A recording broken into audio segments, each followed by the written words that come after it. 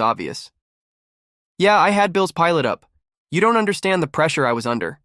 And by the way, I've done more for this family than you ever did. That was it. I stood up so fast. My chair scraped the floor loudly.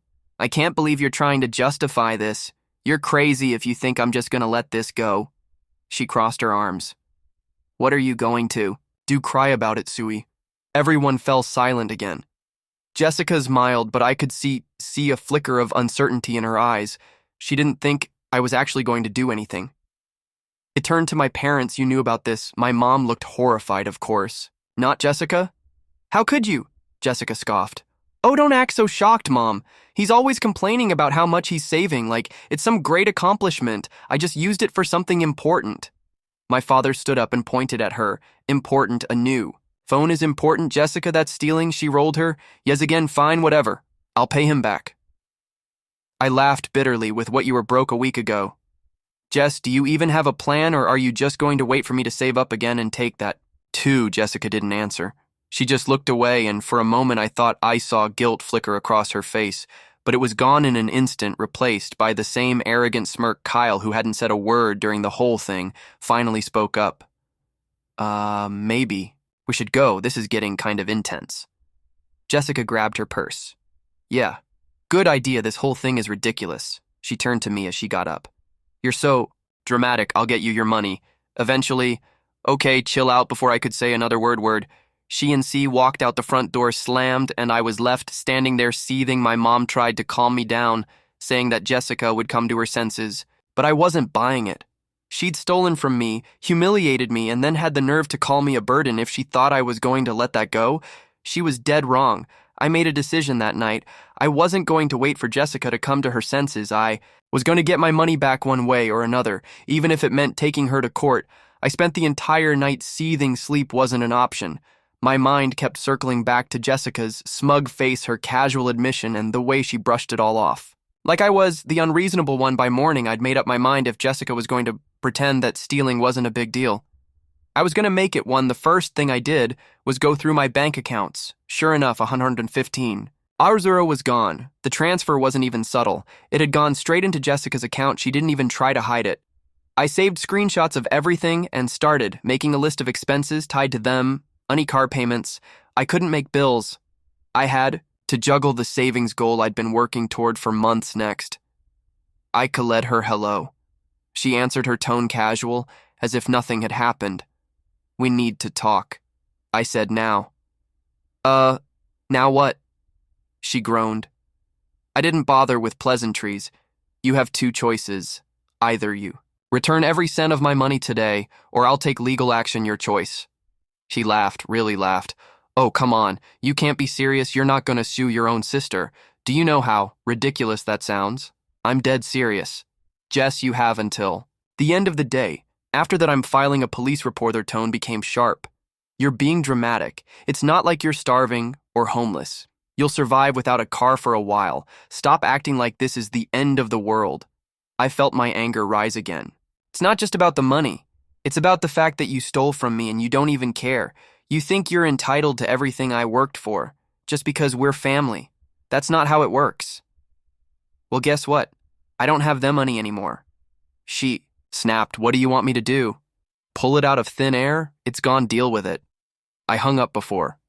I said something I'd regret. That afternoon, I went to my parents' house.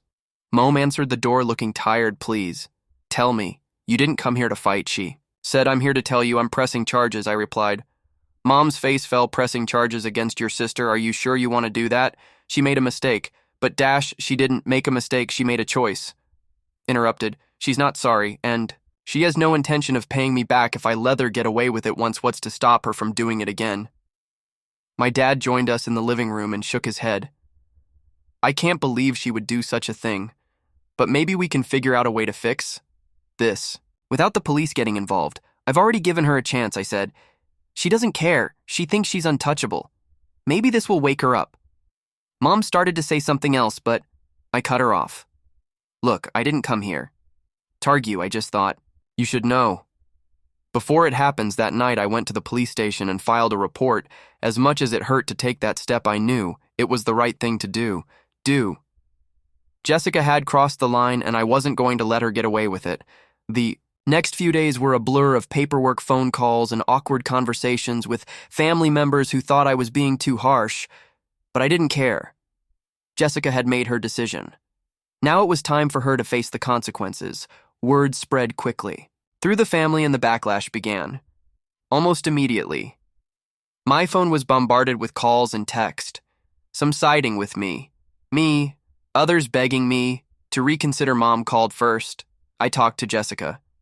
She's mad, but I think she understands that you're serious. Now she said she'll try to come up with them.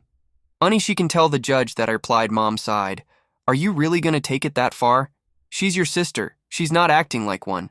I said next up was my aunt, who had always been the unofficial family. Peacemaker, honey, don't you think there's a better way to handle this after all? Family is all we've got. She stole $15,000 from me, and Lisa, if she wasn't family, no one would even question it. Why should she get a pass? Just because we shared DNA. Jessica, of course, had her own take on things. She started texting me not to apologize, but to shift the blame. You're such a hypocrite. You act like you're so perfect, but you're willing to ruin my life for money. Wow, suing your own sister. I guess blood doesn't mean anything to you. You're pathetic. Her boyfriend Kyle also chimed in. Hey man, I get that you're upset, but this is going too far. Jessica's under a lot of stress right now. Can't you cut her some slack? Ignored him. Kyle clearly didn't understand the gravity of the situation, or didn't care. A few days later, Jessica made her boldest move, yet she showed up at my apartment. What do you want? I asked. Standing in the doorway, she crossed her arms.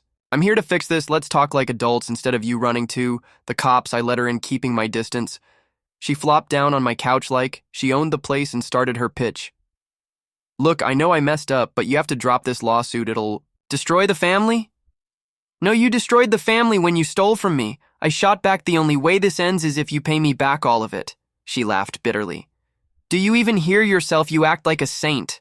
When all you do is complain about Howard, your life is you don't even contribute to the family. You're just a taker. That was the last straw. Get out, I said, pointing to the door. What, get out of my apartment now? She stormed out, muttering under her breath. But I didn't care. Her words hurt, sure, but they only reinforced my decision. I wasn't going to back down, no matter how much pressure she or anyone else put on me. The legal process moved quickly after that.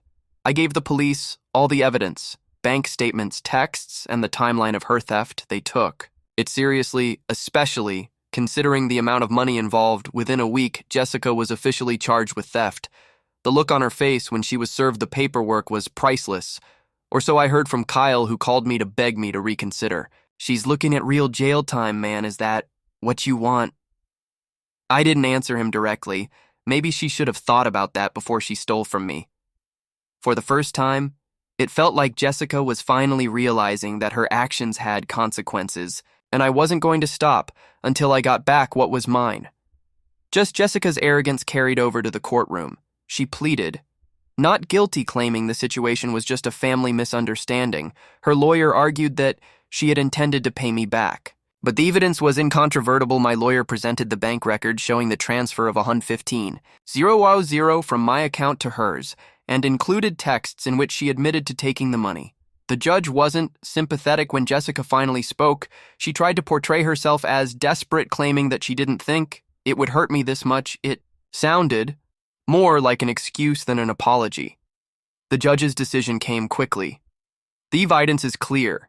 The defendant acted deliberately and without remorse. This court finds Jessica guilty of larceny.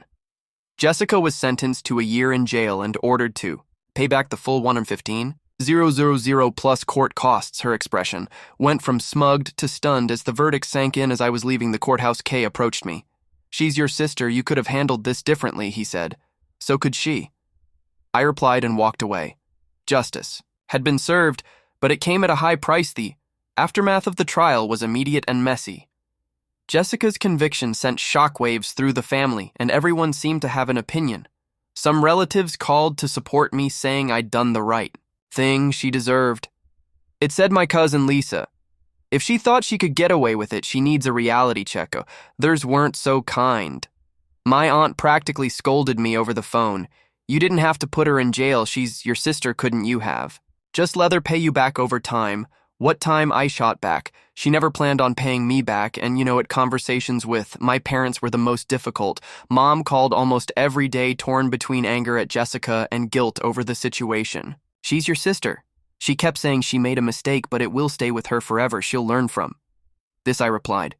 She had plenty of chances to make it right, and she didn't. Dad didn't say much, but I could tell he was disappointed in Jessica for what she'd done, and maybe in me for letting it get this far. He muttered things like this: family will never be the same, and then changed the subject. Jessica herself didn't reach out. She made her position clear when she called me a burden at that dinner. And after the trial, she wasn't exactly in a position to talk for. The first time in a long time, I felt a strange calm. My money would eventually be returned through the restitution order, and Jessica would finally face the consequences of her actions. But it came at a price. The family was torn apart, and it didn't seem like things would ever be the same again. Part of me wondered if Jessica would ever truly understand why I did what I did, or if she'd just spend the next year resenting me even more. The months following Jessica's conviction were anything but peaceful. My parents were caught in the middle, desperately trying to salvage the family dynamic, but it was like trying to put shattered glass back together. Mom called me almost every week, alternating between guilt and frustration. She's in jail and she's paying back the money. She said one night, "Isn't that enough for you? Can't we start to heal?" "She stole from me, Mom," I replied.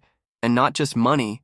She stole my trust. I'll consider forgiveness when I see real remorse." Dade, on the other hand, avoided the subject entirely whenever I visited their home. He kept the conversation short and neutral. Once, as I was leaving, he muttered, "This family will never be the same." I didn't respond, but his words stayed with me. Kay was nowhere to be seen after Jessica went to prison. I didn't ask what happened between them, but I suspected that the stress of the trial and its aftermath had been too much for him. The extended family wasn't shy about sharing their opinions, though. At one barbecue Mom insisted on hosting, Uncle Jim cornered me near the grill. "Look, I understand why you're upset, but she's your sister. Family fights, sure. But jail, come on, that's too far. She didn't just fight with me." I shot back, "She stole 115,000. If she wasn't my sister, no one would question that. Why does being family make it okay?" "It's not okay," he admitted, "but this could have been handled privately. You didn't have to drag her through the courts privately." I escaped incredulously. "I gave her a chance, Jim. She didn't care. She called me a burden. For God's sake." He sighed and shook his head. "I just hope it was worth it." Conversations like this happened often. Some relatives avoided the subject altogether, but I could feel their judgment. Others quietly supported me, saying Jessica had crossed a line and needed to learn her lesson. "She's always been entitled," my cousin Lisa said during one of our conversations. "You did the right thing. Even if nobody wants to admit it, the worst part was how alone I felt. I'd have fought to get my money back and protect myself, but I torn the family apart in the process." Jessica hadn't just stolen money, she had stolen the peace we once had as a family. I didn't hate her, thought. That was the strange part. I was angry, sure, but there were moments when I remembered the sister I'd grown up with, the one who'd sneak me extra cookies when we were kids, or cover for me when I broke something. Those memories made it harder, not easier. Still, every time I wavered, I remembered that dinner, her smug admission, the way she dismissed my hard work, and the audacity to call me a burden she'd burn the bridge, not me. Mom kept urging me to visit her in prison. "Maybe if the two of you just talked," she said one day, her voice trailing off. "I'll think about it," Iliad, knowing I wasn't ready. The family wasn't the same, and I didn't know if it ever would be. But one thing was clear. I'd drawn my line, and for once I wasn't the own. Crossing it, months passed, and the tension in the family showed no